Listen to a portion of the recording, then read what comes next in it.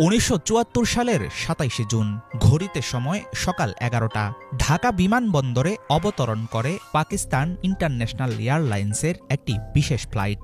বাংলাদেশের মাটিতে পা রাখেন পাকিস্তানের তৎকালীন প্রধানমন্ত্রী জুলফিকার আলী ভুট্টো।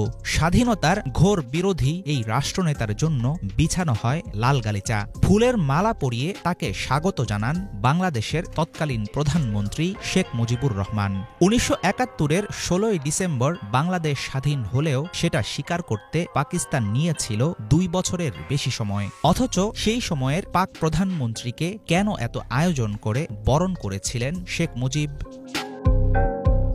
আন্তর্জাতিক পরিমণ্ডলে স্বাধীন দেশ হিসাবে 1972-এর মাঝামাঝি সময়ের মধ্যেই সোভিয়েত ও পশ্চিমাপন্থী দেশগুলোর স্বীকৃতি পায় বাংলাদেশ। তবে 72 থেকে 75 সাল পর্যন্ত পাকিস্তানের হস্তক্ষেপের কারণে জাতিসংঘের সদস্যপদ লাভ ও বিভিন্ন ইসলামিক দেশের স্বীকৃতি পেতে বিরোধিতার মুখে পড়ে ঢাকা।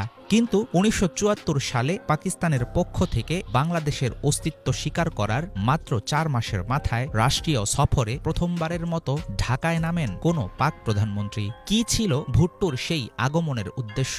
কূটনৈতিক সম্পর্ক তৈরিই কি ছিল আসল কারণ?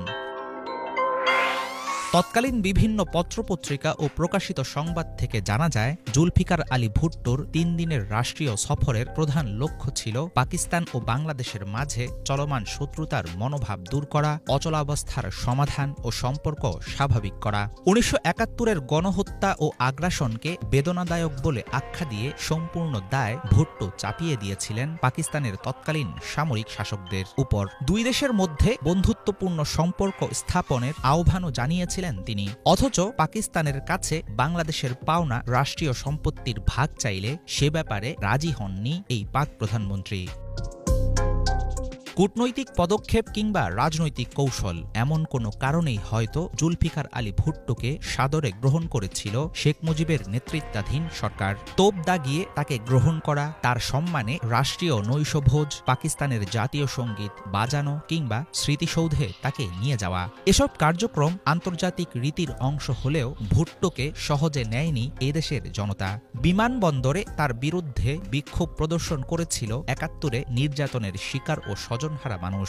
এছাড়াও জাতীয় স্মৃতিসৌধে কালো পতাকা হাতে তার বিরুদ্ধে অবস্থান নিয়েছিল হাজারো জনতা।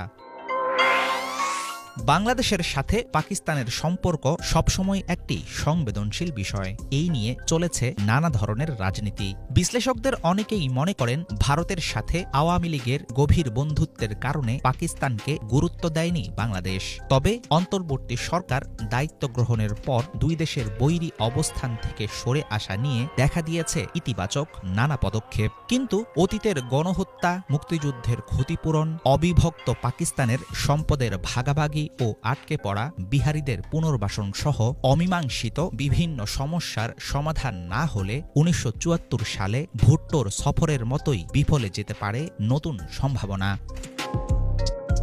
হাফিজুল ইসলাম, বাংলা ভিশন।